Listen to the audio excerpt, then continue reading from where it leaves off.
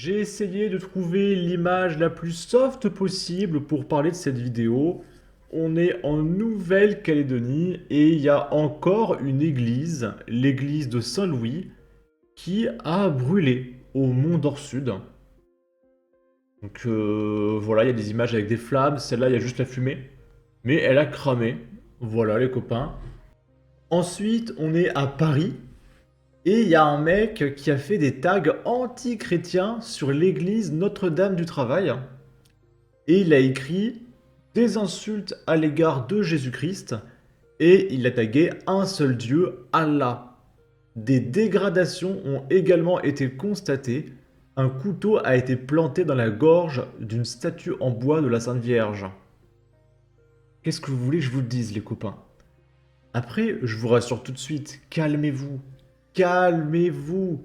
Le gouvernement est déjà en train de travailler à de nouvelles solutions pour régler le problème. On est à Metz et il y a le maire François Grosdidier. Oui, il s'appelle Grosdidier.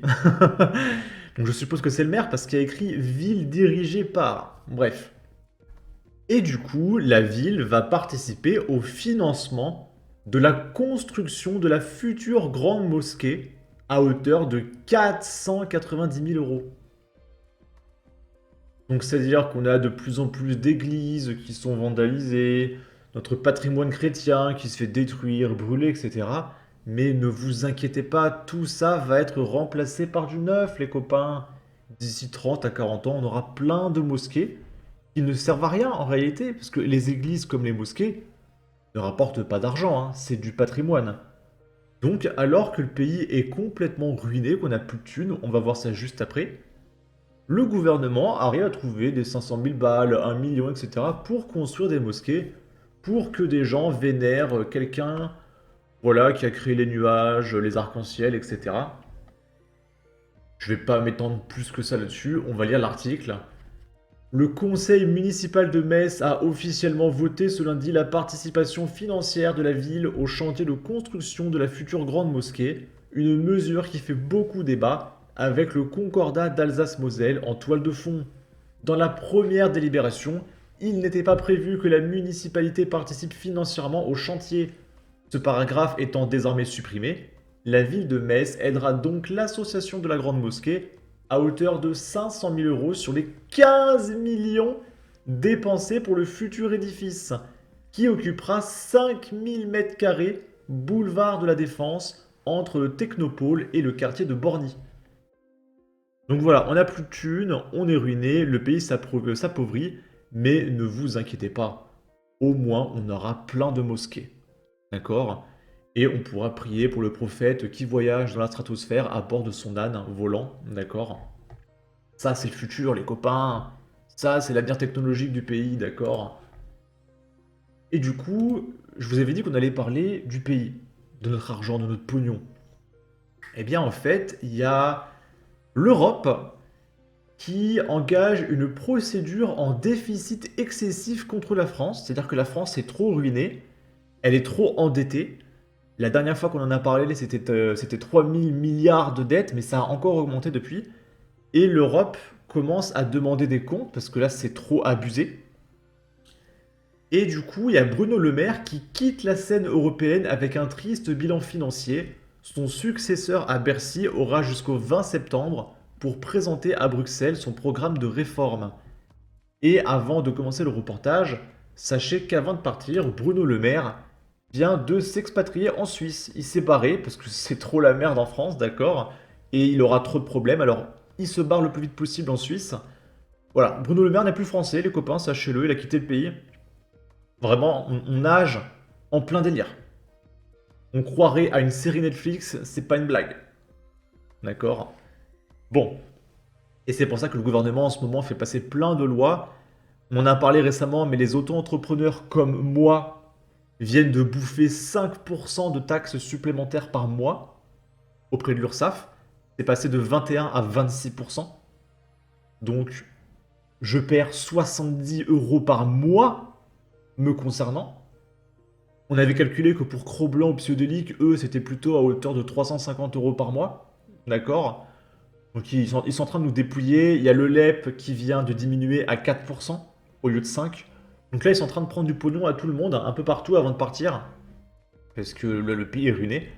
Donc préparez-vous, là, ça va être très, très, très, très compliqué. Et je comprends toujours pas qui tape pas encore dans la CAF. Parce que si je ne me trompe pas, tout ce qui est allocation familiale, c'est de l'ordre de 80 milliards d'euros, quoi. Mais allez-y, taxez les auto-entrepreneurs, c'est eux le problème, évidemment.